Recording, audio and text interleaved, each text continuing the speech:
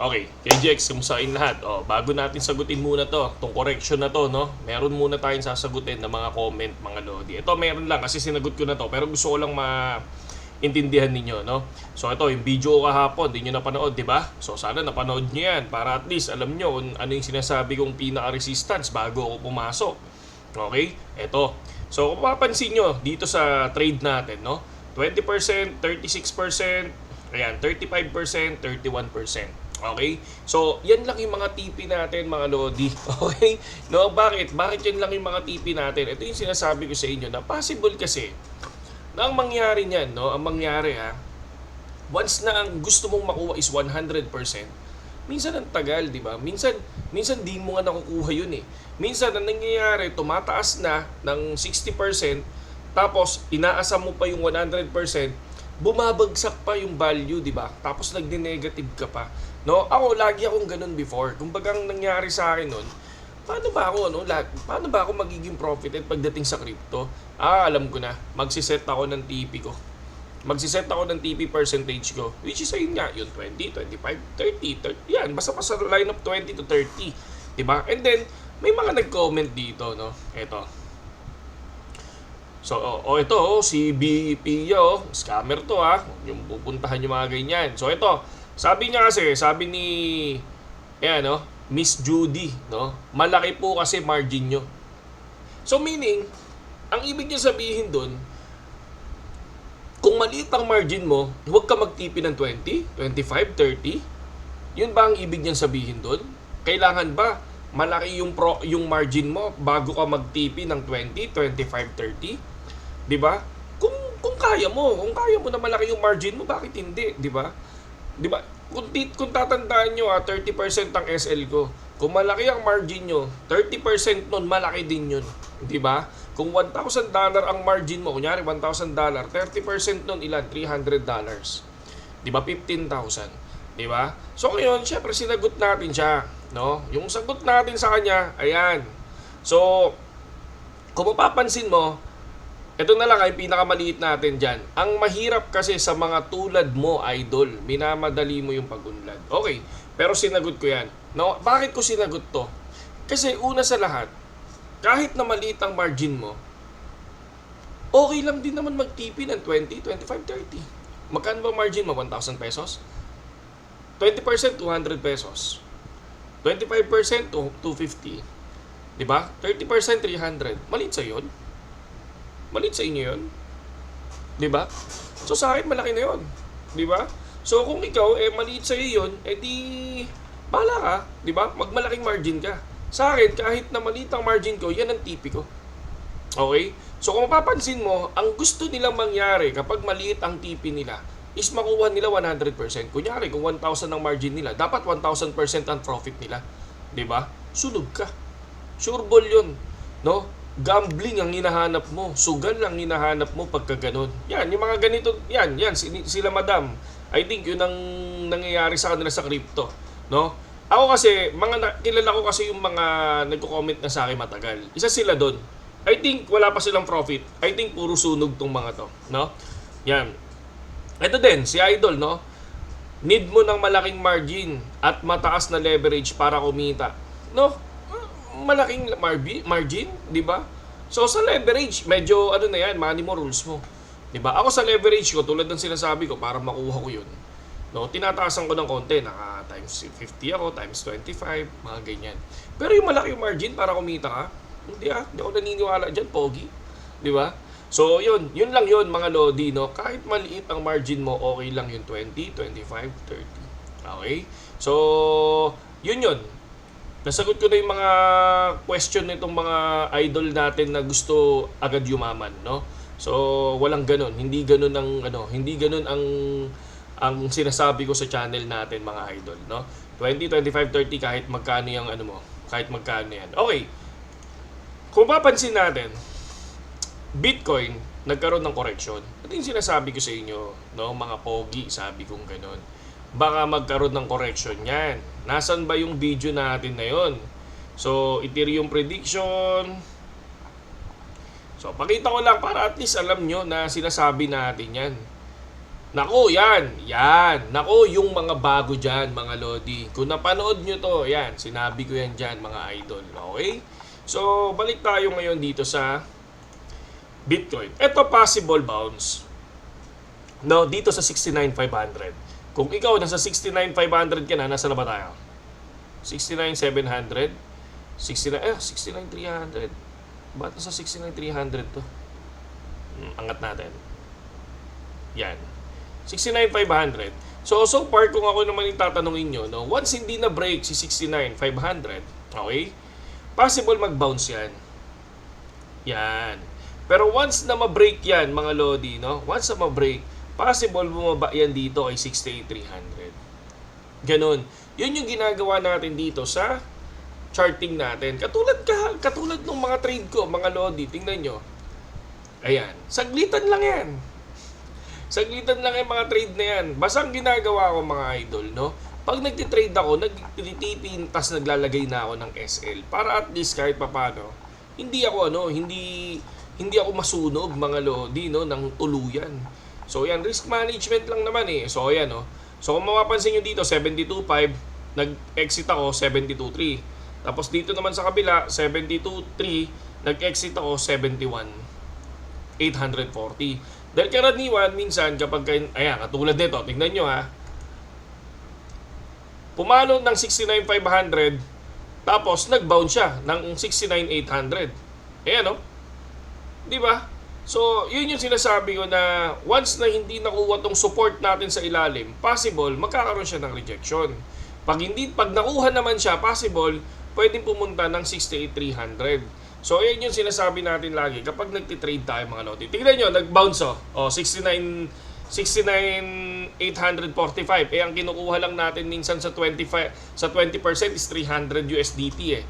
300 USDT lang na umangat yan. Kunyari, from 69,500 to 69,800, 20% profit ka na kaagad, di ba? So, yun siya. So, hindi ko na sample. Kasi nasa ating spot yung ating ayan, yung asset natin. Pakita ko pa sa inyo, mga Lodi, ha?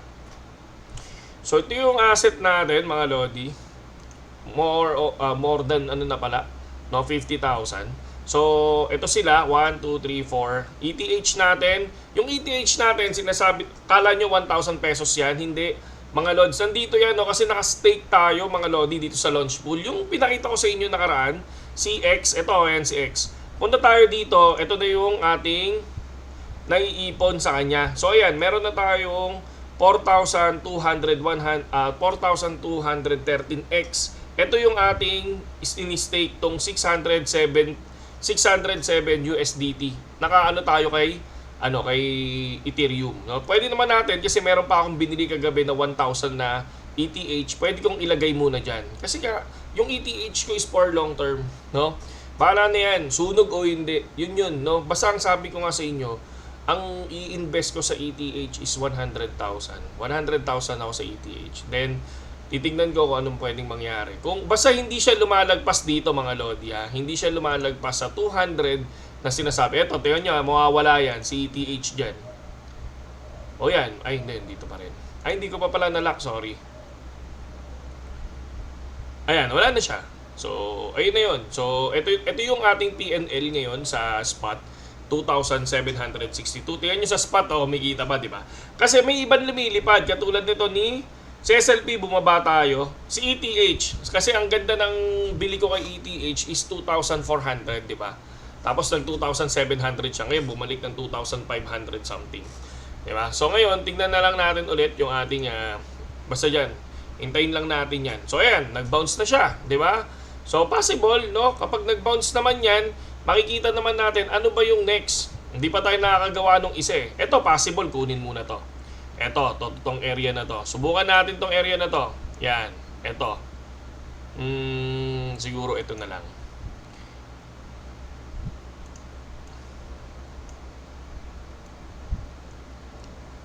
Babaan natin yan. Okay. So, kung titingnan natin, pwede niyang balikan si 72, mga idol. Ayan si 72.1. Yan yung mga pwede niyang balikan. Pero kung titingnan nyo naman sa map natin, ayan, lalayuan natin yung map natin. Saan nag-start? Lumipad. Etong area na to. no? Tapos itong area na to, hindi ko pala nalagyan ng support to, si 53. So ngayon, kung titingnan naman natin lahat ng mga possible kung saan lumipad, itong area na to, itong area na yan, itong area na yan, pwede nyo gawing mga support and resistance yan. Hanapin nyo lang kung nasaan yung mga area na kung saan yung umpisang lumipad, saan nag-stay, kunyari, saan nag-stay ng matagal, kunyari, saan nag-stay ito, dito nag-stay, okay. Dito nag-start lumipad, kay 63, ay kay 66,600, or pwede dito sa ilalim na to. Ito pa rin, 66,300, pwede pa yan. So, lumipad dito ngayon. Ang kinukuha natin ngayon, saan nag-dump? Ito, tong area na to. Kay all-time high pa din. And then, ito na. So, possible November, titingnan natin, baka magkaroon ng correction by November. Pero, once na manalo si Trump, I think, biglang mag-rocket to, mga idol, no? So, yan lang naman yun, mga lodi, no? Tapos, sabay, tingnan natin yung mga news sa Twitter, no? Pero sa mga wala pang BitGet, mga lodi, no? Pasok lang kayo dyan sa link natin sa description. At least kahit paano, no? Nakikita nyo kung paano natin ginagawa yung mga trade natin na tulad nito. 'Di ba? Yung mga trade natin na yan, natutunan nyo ngayon yung sinasabi ko sa inyo na bounce, 'di ba? So, meron tayong basta importante yung resistance mo, ikaw gumawa, okay? Ikaw gumawa, tapos tingnan mo, paniwalaan mo kung magbabounce ba dun sa resistance mo. Doon ka mag-open ng position, di ba? So, ito, 20% TP, good job na yan, mga lodi, okay? So, pagpasok naman dito, no? Sa Twitter, Crypto Rover, sabi niya, who's the pack dumping? So, first of all, sinasabi nila na lilipad na. Ito na yung start ng bull market. Lahat na nanonood sa kanila, yun yung sinasabi nila. Ayan, nag-dump. So, yung mga nag-long position yung nakaraan, sunog ngayon. Diba? Sunog ngayon, mga lodi. No? Kaya sinasabi ko sa inyo, matuto kayong gumawa ng sarili nyong update, sarili nyong support and resistance. And then ito, kung titingnan nyo, nagkaroon daw siya ng TP dito sa area na, nagkaroon daw siya ng TA, nababagsak daw. Ito, sabi naman niya, is nagkaroon siya ng TA, nalilipad yung 73 niya, sabi niya gano'n. Tapos, nag-dump, no? Kinuha niya yung stop loss. Ibig sabihin, ito, may risk management, di ba? May stop loss siya na tinatawag. Kaya lang, ang laki ng stop loss nila. No? From 73 to 70. So, ayan, stop loss na sila dito kasi nasa 69 na tayo, no? 69,868, di ba? Nandiyan na tayo So, sunog na to. Sunog na to si Idol. And then, kung titingnan natin kay Watchers Guru naman, 953 billion was wiped out from the US stock market. Di ba? Kung mapapansin nyo, 1 to 2 hours lang yung nangyari. Bumagsak na. Sabihin na natin, from 72,300 to 69,700. Ang bilis, di ba? Ang bilis din lumipad, ang bilis din bumagsak. Welcome to crypto. Ganun talaga. And then ito, so Donald Trump promises to end Kamala war on crypto and Bitcoin, mga lodi. So, tingnan natin kung anong gagawin ni Donald Trump, no? Kapag na-elect siya as president. Pero ako, naniniwala ako, kung hindi man to the moon, talagang lilipad yung value ng crypto, no? I think siguro, hindi ko naman sinasabing 80,000, pero kaya niyang yung all-time. Tingnan nyo, mga lods, ayan, 90. So, nasa 25 to 27% ka na dyan nung nag-bounce yan. Ganun lang. Yun lang. Ganun lang yung KGX trading na sinasabi ko sa inyo. Yung sa akin, no? Hindi ako yung taong magmamalaking margin kung hindi ko naman kayang mawala. Hindi ganun. Lagi lang ako maliit yung margin ko. Alam ko, doon sa maliit na yon, pinakita ko sa inyo yung nakaraan na 1,500 pesos to 8,000. Pinakita ko yan. Okay? So, sa akin naman, ang gagawin ko ngayon, yun lang. Nakastay lang ako sa ganun. Kasi, doon ako hindi stress Doon ako hindi stress, doon ako masaya. Diba? Masunog man ako one time, okay lang. Diba? At least, hindi masakit sa akin, di ba? So, pero dito sa mga tropa natin na mga pet malords, no? Yan. Yung sa mga tropa natin, lalo na dito kay Madam, no? Lalo na dito kay Madam, yan. Lalo na dito kay Madam, yan. Good luck sa iyo, Madam. Kung ang thinking mo kapag maliit ang margin baka gusto mo na 100%, good luck sa iyo. Hindi ka uusad diyan, di ba? Pero kung may cut loss ka, may 25%, 20% ang hinahanap mo, 30%, ayan, unti-untiin mo. Yan ang mahirap. Kung papasok kayo sa crypto at akala nyo, kikita na kayo ng malaki, mali kayo doon mga pogi. Okay? Yun lang. Saludo.